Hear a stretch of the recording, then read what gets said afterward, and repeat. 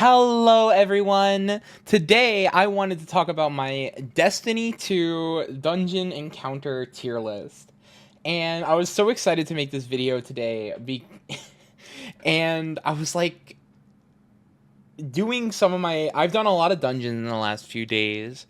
And I wanted to rank all the encounters. Me and my friends did this for fun a couple weeks ago, and I was like, you know what, screw it. Let's make a video about this. I think this would be a fun topic. I want to see what everyone in the comments has to say.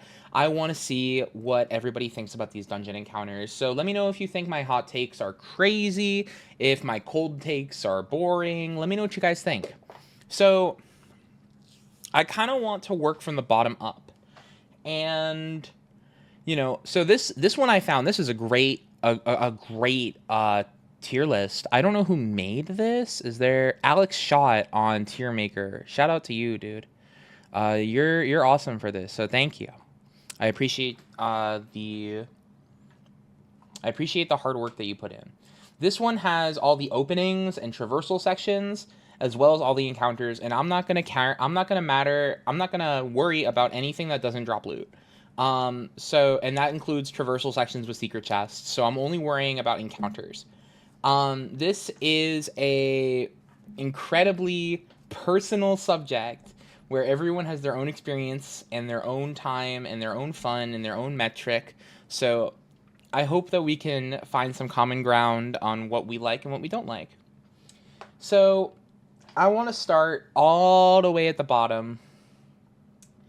And let's talk about the Ghosts of the Deep opening. Where is this? It's right here. This has to be the single worst encounter in the entire game. 4 times driving around on your Sparrow for this. Four. Drive over here, drive over here, drive over here. Kill a guy, remember the symbol the whole time. Kill another guy, remember the symbol, then you dunk at the right symbol 4 times. And this whole thing of like, go over here, go over here, go over here.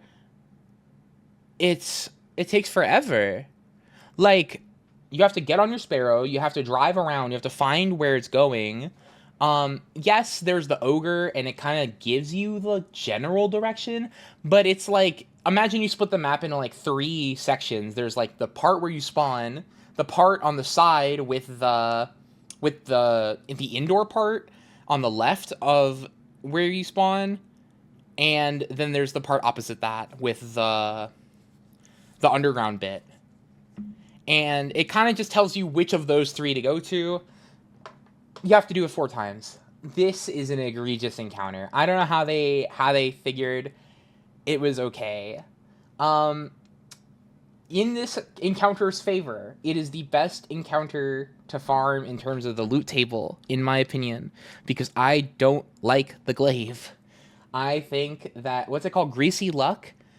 There's no reason to use it. There's no reason to use Greasy Luck. So, compared, and Samuma drops all 4 of the guns, but she takes too long to farm. And Ekthar doesn't drop the SMG. And yes, the SMG isn't like too special, but like, I don't want to talk about the loot too much. I want to talk about the experience doing it. You're killing ads, and then it's done. It's really boring. It's not fun. The next one up is Fallen Shield from Grasp of Avarice. Now, if you were to ask me and say which one of these is worse, I would say Deep Sight Ritual is worse than Fallen Shield.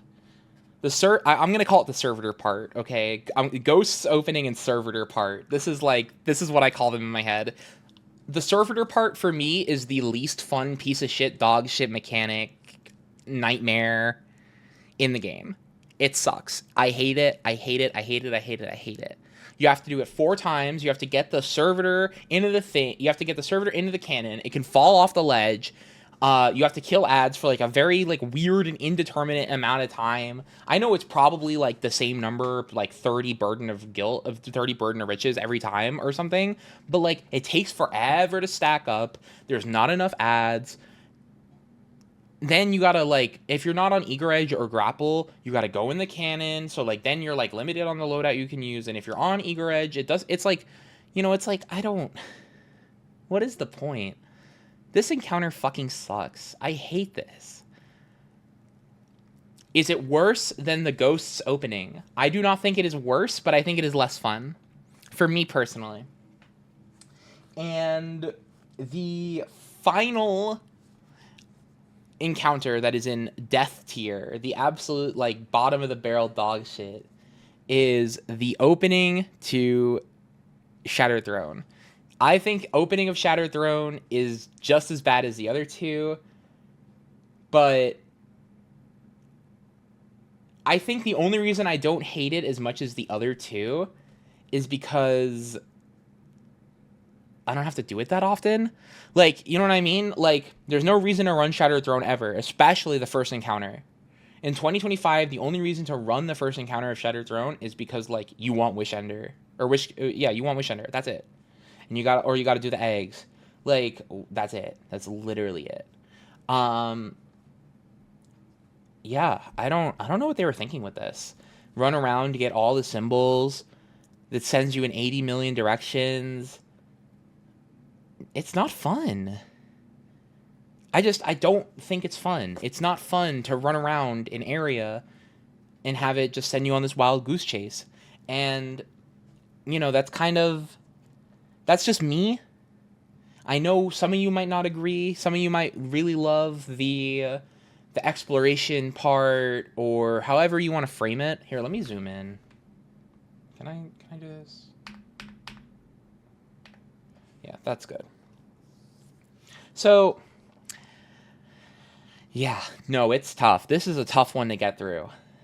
And that's kind of what it is to me, is that it's a tough one to get through. If I do this, no, okay, never mind. I have the full list on my other monitor, and then I'm like putting it together on this monitor, so I'm trying to figure out how I can do this properly. So, getting into the bad tier, the first one and the bottom of bad tier is going to be second encounter duality. It's not like a bad encounter. I actually like really don't hate this encounter. It's just like a nothing encounter. It's just like nothing happens. And I feel kind of the same way for all of the ones in this category, because I don't have a lot to say about them. And that's kind of like almost the worst kind of bad, in my opinion, is boring. The worst kind of bad is this Fallen Shield. I'm putting this here.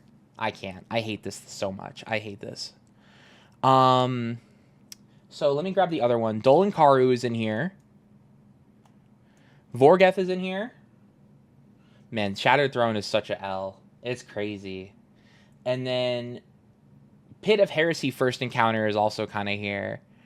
This one, I could take it or leave it, put it in either of these, either bottom of mid or the top of bad. But this encounter is kind of just a nothing sandwich.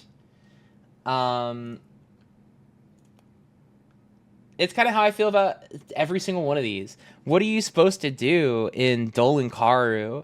What are you supposed to do in Vorgeth? What are you supposed to do in Necropolis? What are you supposed to do in Vault? The entirety of these events, I'm talking like truth. The entirety of these encounters is combat difficulty, and it's not here. So while while you could say, oh, it would be good if there was combat difficulty, or oh, it could be more fun if there was combat difficulty, the fact that we've kind of outscaled this content is really unfortunate. But that kind of just leaves us with this nothing encounter where you just kill ads and then you're done. Similarly, I didn't have it here originally because I like this encounter. I do. This is a personal choice of mine, but I like the cube. So I'm going to put the cube in here. Talking about it out loud, this belongs in here. So I'm going to make a change to my original list. I might change it back, but we'll see. Going into the mid category, this is the biggest category for sure. And we're going to start off with Spire the Watcher, first encounter. The Spire the Watcher first encounter is the opening bit after the opening bit where you have to climb the tower. And I don't know, I kind of feel this way about this encounter and the next encounter. Um, what is that? It's not the Consecrated Mind. It's the it's the same guy. His name is Achilles, right? That's what it says. No one knew that. I'm sorry. If you knew that, you didn't know that. No one knew. No one knows this guy's name in 2025. Unless you like farm this dude for like crazy back in Witch Queen. I couldn't remember this guy's name. Um but that's just me. This encounter is like fun in the way that like it's cool to like race yourself and race your friends and see like who gets it the fastest. I like that it's like not hard, and I like that it's over quick. That's kind of like the thing about this encounter compared to every other encounter below it, is that it doesn't really overstay its welcome, and can be done very quickly. So the fact that it's boring is kind of like not that big a deal. Up next, we have Pit of Heresy's second encounter, Chamber of Suffering. Now, I could be convinced to lower this even to here. Or maybe even here. Or maybe even here. But I like this encounter. I love the aesthetic. I love the motif. I like the mechanic. It's kind of boring. It's another one of those like without the combat difficulty, it's not really a mechanic that matters. But I think the only thing that would really need to change is they just need to add more ads. Add more red bars, maybe, some big ogres that come in on top of the boomers when the boomers spawn. You know, it's not an unfixable problem. But in its current state, I think I actually have to move this down because I don't know, it's not really a good encounter, but it's cool. It's like I appreciate what they were going for, but if I'm being consistent in what I'm saying, I need to put this here. The next encounter is going to be. Ooh, okay, so I have two right here, and I'll put them both up, and then I'll talk about it, because I'm not entirely sure. I have Prophecy First Encounter, the Phalanx Echo, and then I also have Galron. So, I don't really know how I feel about these right next to each other, which one should go where. I think I'm going to put Galron before the Phalanx Echo. I like doing damage on Galron. I think there's a lot of really fun and interesting strats you can do. And because it's such like old content at this point, a lot of the strats that are like less viable or whatever are like pretty reasonable on this guy. So there's a lot of versatility. There's a lot of like expression that you can do in this dungeon. Because you can kind of run whatever. Galron, you can do swords, you can do Acreus, you could do GLs, rockets, you could do whatever. It works. I kind of like it. The thing about this encounter, though, is that solo, it's so miserable. But I'm not really going to count solo because I don't do solo dungeons. Solo dungeons, I hate solo content. I hate it, I hate it, I hate it, I hate it, I hate it. So I understand that some of these encounters might be like different for you if you mainly do your dungeons solo, or you did your day one solo, or you did your solo flawlesses. But I just can't stand it. So I only do dungeons with 2 or 3. It's just some of these, especially when you get down to these traversal areas, you get to Rainbow Road, you get to the Wasteland, you get to this fucking part. I hate this fucking part with the sparrows in Grasp of Avarice. This part sucks. The duality opening, literally every single part of Ghosts of the Deep that isn't Ekthar fucking sucks. Samuma's mid, but every part other than that is like, So, spoiler, I guess, if you're listening carefully. So, solos, I'm not considering solo content in this, even though dungeons can be done solo, not considering it. I wanted to mention that. But getting back between Nightmare of Galron and Phalanx Echo, it's kind of tough to pick between one or the other. So let me know what you guys think, one way or the other. Which is better, which is worse. Are they kind of the same? I'm kind of in the boat that they're kind of the same. So I'm going to leave them here. The Phalanx Echo, it kind of annoys me. He pushes you off. It's a tiny arena, but it's kind of silly. And I like that he doesn't have a lot of health. So, it's just a good time, and it doesn't overstay its welcome. Galron can 100% overstay its welcome if you don't one phase him. So I'm gonna put Phalanx Echo above Galron for that reason. Okay. So with that in mind, the next encounter that I wanted to talk about is, and my PvPers are gonna know, you're gonna love, the Ogre. Woo! Give it up for the Ogre.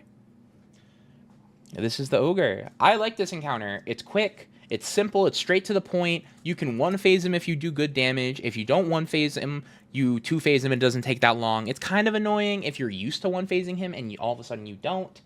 But similarly to Galron and Phalanx Echo, there's a lot of damage strategies that work. Rockets, snipers, hot swaps, this, that. You could even use swords on this guy if you really wanted to. I wouldn't. But like, if you wanted to use a sword on him, I wouldn't blame you. I would be like, yeah, that sounds right. Sure. That doesn't seem like too unreasonable. The only reason I really don't like this Ogre is because his loot table is kind of annoying. Only dropping Matador and 2 pieces of armor kind of sucks. Because, it's like not cool. But again, not talking about the loot, I like the Ogre. I don't mind doing the Ogre. If someone asks me to farm the Ogre for a little while, I'll farm the Ogre for a little while. I don't mind him. So, up next, we have... Who's next? We have the first encounter of Warlord's Ruin. Another similar encounter where it's just kind of like, it's quick, it doesn't overstay its welcome. The damage phase on this is a lot tighter than a lot of the other similar encounters. So it's tough to be like, you always one phase this guy. But because it's, in my opinion, you either one phase this guy or you 3 phase this guy. And I think that's especially on Master. On normal mode, you kind of 2 phase him a lot if you don't one phase him. But on Master, it's usually a 1 or a 3. At least for me, last year when I was farming it a lot. This year, probably with Prismatic and Consecration and Steel Hunt and all these things that we have, it might be a little more consistent to 1 or 2 phase if you have good ammo on Master, but I'm not running this on Master anymore. I was running it on Master then because I thought I might as well. It drops Indebted Kindness, and I was like, if I'm not getting Indebted Kindness, I might as well get Artifice Armor. It doesn't take that much longer to do a 2 phase or a 3 phase, it takes like 2 extra seconds. So I spent a lot of time in Warlord's Ruin. Warlord's Ruin is 100% my favorite dungeon in the whole game. The pacing is immaculate. The traversal sections do not overstay their welcome at all. The bosses are fun, all 3 of them, and every encounter is a boss, which is so cool. I love that every encounter is a boss. Even if I don't love all of the bosses equally, I really like them. I love that they're all bosses. So after Rat Hill, is it Rathiel or Rat Hill? This is 100% going to be a hot take, okay? I don't think anyone thinks that this should be this high but me. We got Percy's. This is a little different from my original list. Originally, I had 2 people below Percy's. Or like 3 things. Holy mustard. That's crazy. I had 4 things below Percy's. Looking at it. So I'm gonna I don't know. I like this encounter. I don't like that the damage is so short. That is my main problem with this encounter, is that he's a Wyvern with a really tiny crit spot and doesn't have a long damage phase. The idea of, blocking him in the chamber and overloading the core and running around and having to escape the exploder guys and dealing with the goop on the floor and then the hydras, and there's a lot going on. It's a lot of fun, but the damage just makes it miserable because it takes a long time to get to damage. So damage should be longer, in my opinion. Outside of that, I like doing this encounter. It's pretty fun. The main thing I dislike about this encounter, though, that is the real hit against it, is that if you don't have a well, it's kind of a nightmare. A lot of these encounters that are below this and even a lot of the ones that are above it, except for just thinking about like ones that are like well is like necessary. I think it might just be Samuma and Avarok. And maybe Ekthar. You can get away without it on Ekthar, but it's tough. But Percy's with no well, I hate. I hate doing Percy's with no well. So that's another thing I don't like. Because if an activity is like completely jeopardized by well, it's not like well designed in my opinion. You know, it's like you sit in the well and you don't die, or the boss runs you over.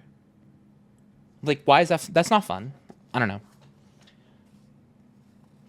That's just what I think. So after Percy's, which I don't know. Let me know what you guys think about Percy's. I'm not really sure where I stand on him, but I think this is the middest encounter in the game. It is so perfectly mid. It is so impeccably mid.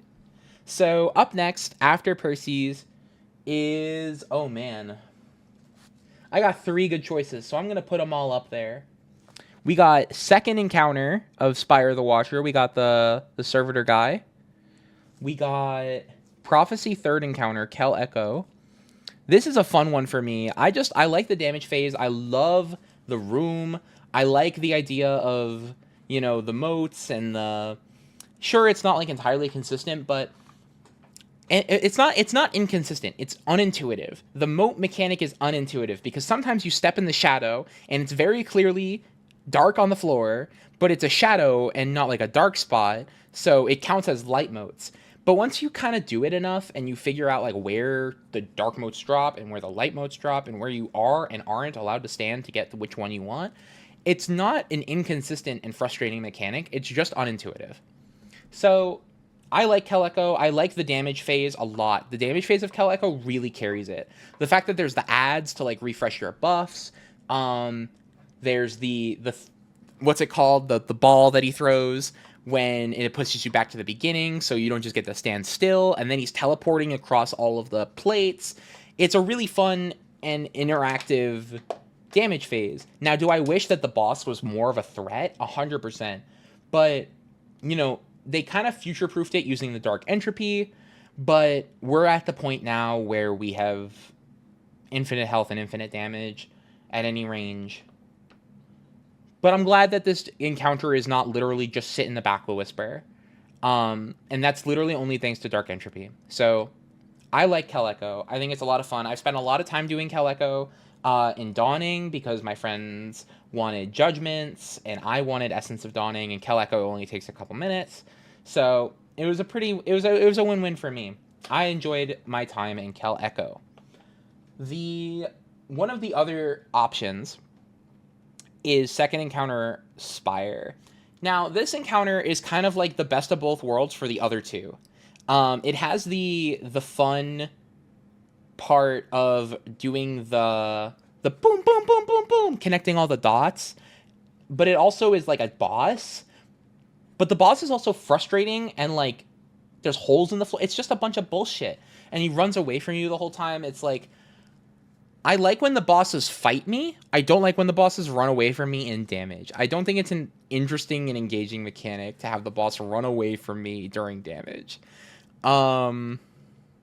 Especially when I have to chase the boss, but all of my up-close options are too slow to use, and all of my far-away options are too clunky to use because the actual, like, sidewalk that you're on, there's 3 people, and someone has to third wheel in the back. So someone has to be on like a linear so that they don't like grenade launcher the dude in front of them, but like you can't be on like a sword because he moves too fast. And I think he also has like a really big crit multiplier. I might be wrong about that. Let me know if you guys know if he has a crit multiplier. But it's just, the damage is frustrating, but not too much so to where I hate doing it. It's a pretty consistent 2-phase at this point. But, man, I mean, probably even in a one phase if you have like a group of people who like are like used to doing the fight. If I was to jump in right now, because I haven't done Spire in a long time, at least not the second encounter. I've done Percy's more than I have done the second encounter recently because I didn't have Hierarchy of Needs until recently. Just because I literally couldn't get it when the dungeon was new, and then when Lightfall came out, I didn't want it. So, like for shits and giggles, me and my friends are like, oh, we might as well just do a run of Percy's. There's nothing else, and I actually got Hierarchy of Needs, which was pretty cool. But just this boss, I mean, there's nothing about this boss that's like by itself bullshit. That's the thing about this boss. It's just the little things that add up that make this encounter mid instead of like pretty good. The only other encounter that I would have put behind Percy's, but now I'm unsure, is Corrupted Puppeteer. This is such a difficult encounter to talk about. What do you do? Like, the beginning part is really, really uncool. I really hate the beginning part of this. You gotta do the pillars, and then the scanner, and then you gotta hit all the things, and then he goes, the thing is in the lower stacks, and then everyone in the Discord call goes, that thing is in the lower stacks, and then you get to the room. Now, what I really don't mind about Corrupted Puppeteer is doing that opening bit the first time. What I absolutely cannot stand is that you have to do that opening bit and then 2 rooms to get to damage the second time. It slows the pacing of the fight down to a crawl. Because if you don't one-phase this guy, which is incredibly difficult unless you have like 3 T-Crash Titans, and that's only because Curious is like bugged right now, this dude is not getting one-phased. Sorry, it's not happening. And if you guys have one-phased this guy without 3 T-Crash Titans, please let me know. I want to see it. Not because I don't believe you, but because I want to see it. I think that would be really cool and impressive. So, Corrupted Puppeteer, the damage phase is really cool, but I dislike that you get one-shot by the anomaly, and it's not, like, consistent. It's not intuitive. It doesn't feel consistent. It doesn't feel fair a lot of the time when I get one-shot by the floor, because there's not, like, a proper indicator that the floor is going to kill me until I'm already dead.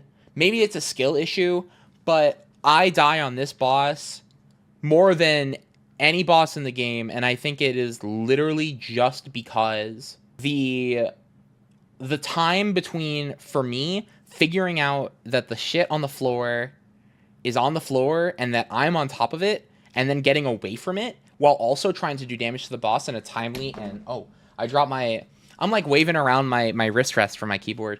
I dropped it.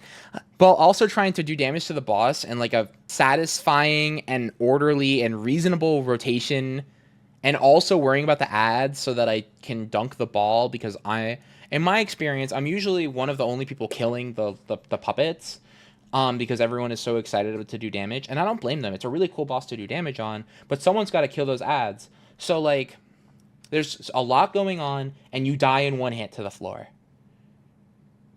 I don't know who thought it was a good idea. And there's not even a debuff on the screen that says like 5 seconds until you die. Like, that's all I would really want, is like a piece of text in the chat that says like pillars incoming, or like a debuff that says like pillars incoming. And I don't know. I don't know if it's a skill issue. I feel like it's literally just like it doesn't tell me what to do to not literally die in 1 second. Because everyone's moving around and the pillars follow everyone, and sometimes someone tries to res me and then they were on top of me, so I die in my res animation, all this shit. And then you have to go back and do that opening bit again, where you have to get the scanner and you have to see what pillar it is, and you have to shoot all the things, and then, you see what I mean? It's a whole thing. But it's a very good encounter. And that's why I'm so frustrated with it. So, I'm not really sure where to put this. I think I'm going to keep it right here, right above Cal Echo. But if it were my list, which it is my list, I'd put it right here. I think I'm going to put it right here. Actually, this looks pretty good. Actually, this is going to go here. Yeah, let's do that. So, we got Kel Echo. We got Percy's. Up next is the second encounter of Warlord's Ruin. This is a pretty long video so far. We're looking at 30 some odd minutes on the clock, and I've only stopped to have water or, just catch my breath and get my words together once or twice. So we're getting towards the end. This list is very bell curvy. There's not a lot at the top. There's not a lot at the bottom. It's all very mid. And that's like my biggest problem with dungeons forever. But most of the ones at the top are from newer dungeons, which makes me very happy. If you couldn't tell, I really don't like some of the older dungeons. Pit of Heresy, I think, is special because I didn't do it a lot when it was new. I didn't get burnt of it. But at the same time, there's also no reason to do it, which also is kind of a hit against it. But I really do like that dungeon, personally. If I was to rank it in terms of, like, where it is, I don't know where I'd rank it. But, do I like it a lot? Yeah, I really like Pit of Heresy. So, second encounter, Warlord's Ruin. Let me get back on track. This encounter is very frustrating for me for reasons that are kind of similar to Corrupted Puppeteer. It takes so long to get to damage. And then once you're done with damage, the pacing of the fight goes to a screeching halt. And it's really, really annoying to not one-phase him. Because if you don't one-phase the ogre, you got to do the whole thing again. And the captains don't always spawn the totem. And sometimes there's like 80 guys. It's like, and you can only, I don't know, sometimes the ogre pushes you off the ledge. Like, there's a lot of shit that goes on. And it's really cool to have to juggle all this. But what I don't like is the stuff I can't control. The guy not dropping the totem. Having to do it 80 times because the guy doesn't drop the totem. Which really only comes down to like 2 or 3 times. Assuming that everybody lives. But it's really just that, like, you get out of damage and it comes to a screech. That's why this encounter isn't better for me. But, that first cycle is really fun. It's really exciting. So I think moving forward, if there's anything that I would want Bungie to take away from what I'm saying, maybe don't have us start from the beginning of the encounter every time we don't one phase. Like, if we were at Warlord's Ruin second encounter and only 2 of the flames went out or something, and you had to light the other 2, or like, that'd be a lot better. Or Corrupted Puppeteer, you don't have to do that first room again. You just drop straight into lower stacks with that thing. That would feel a lot better. It would keep the hype up. It would keep the ball rolling. So that's kind of my problem with these 2. But this one is a lot more fun to do damage in than Corrupted Puppeteer, so that's why it's above it for me. So, what is next? We got this guy. I love this guy. Zolmok, third encounter, Pit of Heresy. So, this is an encounter where obviously there's no combat difficulty, right? No matter what you do, this guy goes down like a fish. It is crazy, but I really like the mechanics of this encounter. It's very simple, but it's very to the point, and it's skill testing enough to me. Because no matter what we do, all we can do is power creep it with, like, Heal Nade. Or, like, because, like, we can kill the ads, but, like, the actual core mechanic of using the sword is still the same as it was, except for maybe we're a little tankier now. We're a lot tankier now. But, like, it's not undoable then, and it's not undoable now, and it's not like a cakewalk now outside of damage compared to when we were weaker. So I think it holds up pretty well. Where is the... Did I put that in yet? Yeah, there it is. Chamber of Suffering right there. Okay. I didn't talk about Chamber of Suffering too much. I did. I talked about the ogres and the boomers and the whole thing. Zolmok, I love this room. I think the room is so pretty. I think the way that you fight the boss in the pit is really cool. I love this. I love this encounter. This encounter, I think, is like the thing that makes me really like Pit of Heresy. Because if the first two encounters were like bad and mid, this one being almost pretty good and only not being pretty good because it's too easy and still being at the like towards the top of mid is pretty cool. So after Zolmok, we have Samuma. Let's talk about Samuma. I don't even know where to start with Samuma. I think I want to move Samuma down, but I think I also want to move Zolmok down. But the thing about Samuma is that I like all of the individual pieces of Samuma. The problem I have with Samuma is that each one of these pieces is too fleshed out. Does that make any sense? Like you have to do the limbs, and then you have to do the rooms, and then you have to come back, and then you have to do damage. And it's just a situation where damage is, I don't want to say damage is too short, but like someone has to be on Arbalest. That kind of sucks. Someone has to be on Well. That kind of sucks. And preferably you have someone on Tether. But like it's not like super that big a deal, especially now that we have Twilight Axes or Twilight Arsenal is what it's called. I don't play Titan, but I don't know. I like the individual pieces. I like the room. I like going into the side rooms. I think the side rooms take too long, and then you got to run back, and then you got to find which one is the right one. It's like I don't think it's I don't like it, but I don't dislike it. It's just like fine. It's a good encounter. It's a really good final boss encounter. That's like the main reason. If this was like the second encounter, I'd be like, what the fuck is this?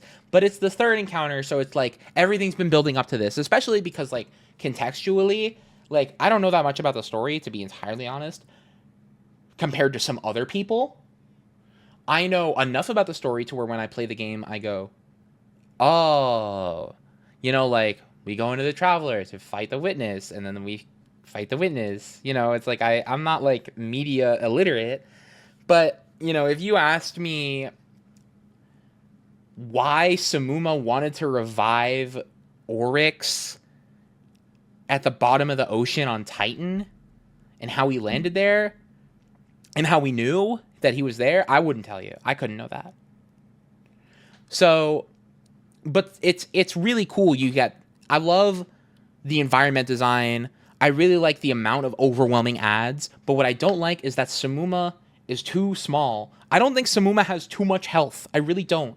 What I do think is that Samuma moves around too much and is too hard to hit and has a lot of health. It's all three of those things combined. She teleports and she moves a little bit, so you can't use like rockets on her because she'll like sidestep the rocket. You can't use grenade launchers unless they have like a lot of velocity for the same reason, or you might get hit by a thrall that comes like behind you, but that's like fine because it's like part of the encounter. It's like Rolk, it's like sometimes you're just gonna have a thrall walk in front of you. It's not that big a deal. But I don't know. It's a situation where I really like each individual piece of Samuma, but when you put all of them together, it's too much for me to where this encounter is like just fine. I don't hate doing this encounter, but I don't love it either. So, but it is a good encounter. So I will give it that. I like how it incorporates the water as well, because it's very minimal amounts of water. And it's actually kind of nice because you're like pretty much invulnerable in the water. Like if you jump into one of those side rooms in the water, like you can heal. So you can use like the actual mechanics and like the architecture of the room to your advantage, which is cool. Which like after doing the whole Ghost of the Deep with the whole water bullshit and everything, I think is a really cool change of pace because it goes from being the water is like this debilitating nightmare, sluggish fucking shit show to something that you can use as a tool. So I appreciate that. That's my thoughts on Samuma. Keitel. I really like Keitel. I really like this fight. If it weren't for the fact that the arena was disgusting looking, because it's all red all the time, because you're like in the Nightmare Realm and duality, the whole thing. I hate the motif of duality. I think it's really bad. In fact, I might actually even move Keitel down here. I think Keitel goes here below this guy. I like Keitel, but it's not a good encounter. I had Keitel really high at first, but then I'm looking at this and I'm thinking about what I just said about Samuma and Zolmak and even the Kel Echo and the Corrupted Puppeteer. This encounter is such a fucking drag. And the fact that like you have to be at the bell when damage is done, and you have to keep constantly making her stomp so that everyone can get around. There's so much little shit that just slows it down. Everyone has to be ready in the right spot or know where the individual pieces are. Thankfully, you don't like instantly die as much anymore when you like teleport from the room from the first room to the second room. That if that were still in the game, I think this encounter would probably be like at least one tier lower if you just like randomly died all the time, but you don't anymore. The thing about Keitel that I do really like is the damage. I think the damage phase is really fun. I really like the part where you bang the big bell and it swings in and go bong, and then everyone gets in the right spot, and then you like go do the bells and you do damage. Again, a very similar issue with Corrupted Puppeteer, Wailing Tempest. Once you do damage and you don't one phase, Screeching Halt. They really need to come up with a way to make doing damage and then going back to not doing damage exciting. And that's kind of why I like Kel Echo, because like you do damage and then you do the same thing that you did before, and it's like whatever, you know? It's like you dunk the 3 things and it takes a minute and a half and then you're at damage again. The pacing of Kel Echo, I think, is why I love it so much. The next one, man, this is actually quite a different list than what I drew up a couple hours ago. So the next one is Captain Avarok. I really like this guy. I like this guy on Master a lot too. I think the Master version of this fight kind of carries it for me, because I love that you gotta like deal with the shank right away, and it's really fun to have everyone like fucking dog on that shank right away. You don't have to as much on normal mode, but I like doing the double dunks. I like when everyone goes around and collects all the engrams. I think it's really fun, and you can take turns, or you could just do it by yourself and have everyone, you know, or you could rotate around the room, and then damage is actually like kind of interesting because there's multiple different strats you can do. You can go up to the guy and use melee weapons. I wish he fought back more, but I like the idea that like if you put in the effort before damage is easier. If you put in the effort to kill the sidekick or whatever the first mate is, I think he's the first mate, and the shank, damage is easier. And I think that's a really cool way to kind of balance that, right? It's like either you take longer to get to damage because you kill the shank, or you just go to damage and you have to deal with the shank. I like that. I like the player choice there, and I like that moment-to-moment decision. It's not just like, oh, whatever. It's like, oh, I'll deal with the shank. What I really don't like about this encounter, it's my one thing, is that you drain the burden so slow.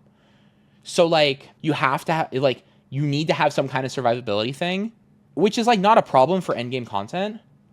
But what I don't like is that it's also connected to a timer. Like if I need to survive, I shouldn't also be on a timer that is like 30 seconds long. What I do like about this encounter, though, is that because of the way the Burden of Riches mechanic works, you always have your abilities up pretty much all the time. Because every time you get 10 Burden of Riches, it refills everything.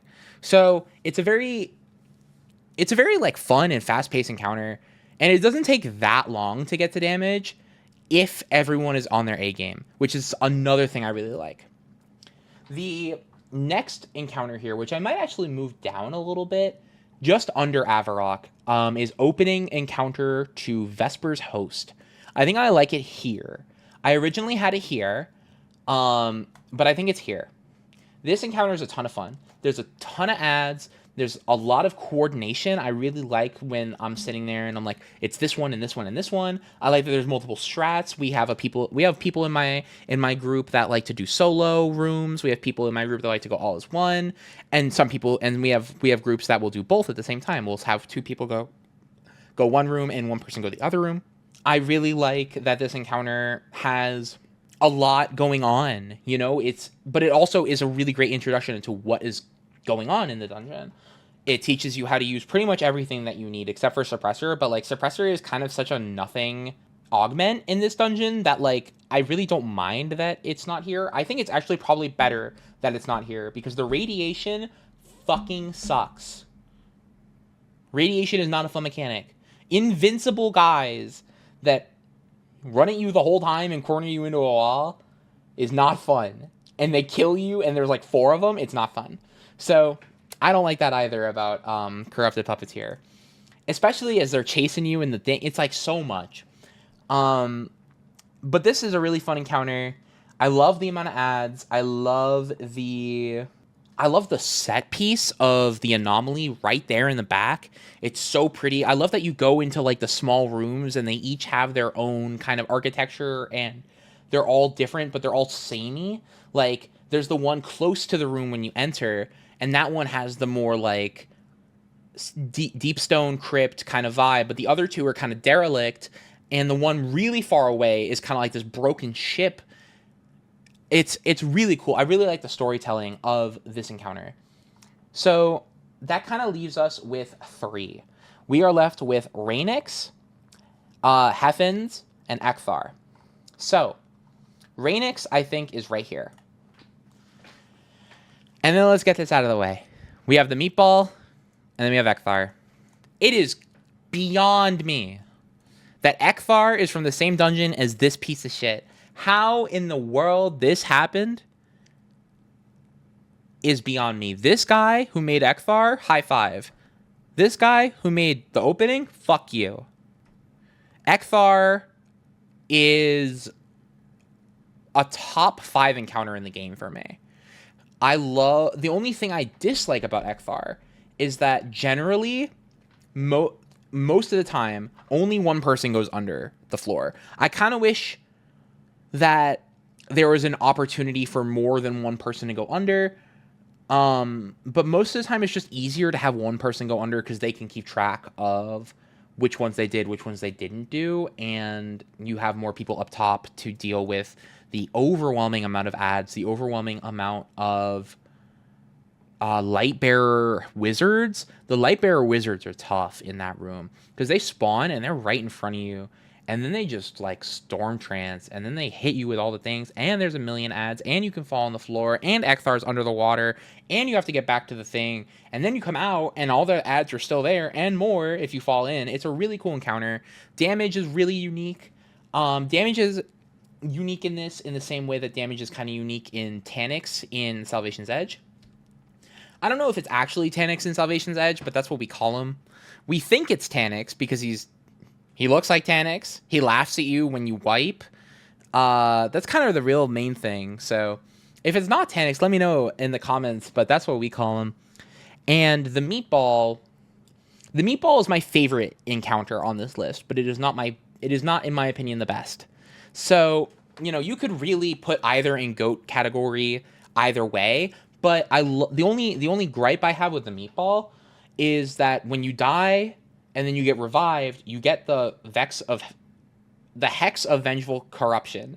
You get that back. So if you got rid of it with like your Knife Trick or your Arcane Needle or, your Throwing Hammer or whatever it is you're using, it's kind of annoying that you like get rezzed and then you instantly die again. But I like that the damage in this is like variable. I like that the final stand, it's like a final stand in quotes because like you can't lose. But like I like the pressure it puts on, because they shoot you so much and you're in this little tiny area.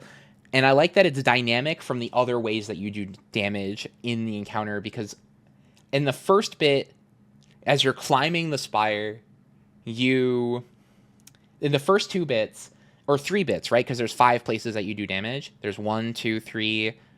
There's 3 floors, the top bit, and then final stand.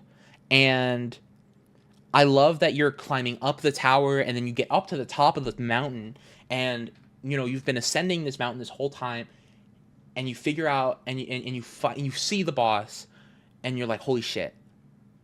And then there's a lot of unique mechanics for doing damage with the totem, the way that you can extend the damage phase. And I really love that too. That's another big reason that this guy is my favorite. If you are a skilled group, you will have better, longer, and more consistent damage phases than other groups. I love the skill expression with this guy. One phasing the meatball feels, or one cycling him, like going up the thing and then getting him to final stand, like at the top, feels so good. There's a lot of really interesting damage options for him. I like Dragon's Breath. I like Conditional. I like Snipers. I like Edge Transit on here. I like Grenade Launchers on here. You could probably run Anarchy or Prospector. Like, there's so many options for this meatball. It is kind of astounding. So this is my list. Thank you guys so much for watching. Thank you guys so much for supporting me and following me. Let me know what you guys kind of want me to talk about in the comments. Let me know what you guys think about these. Let me know what you think. What is your favorite and your most mid encounter? I want to know what you guys think the most mid encounter is, because for me, it's so hard to pick, right? But I think any of these in the mid category are very, very good encounters to say, this is so mid. I am really looking forward to the dungeon in the next episode when that comes out, because Warlord's Ruin and Vespers were both so good. Warlord's Ruin is my favorite dungeon. Vespers is probably third, and that's only because I really love Prophecy. I love Prophecy, but like, I tried to keep my biases at bay as most I could. Obviously, Kel Echo is ranked above the Corrupted Puppeteer, so like, I'm only human. But thank you guys so much for watching, and I'll see you next time.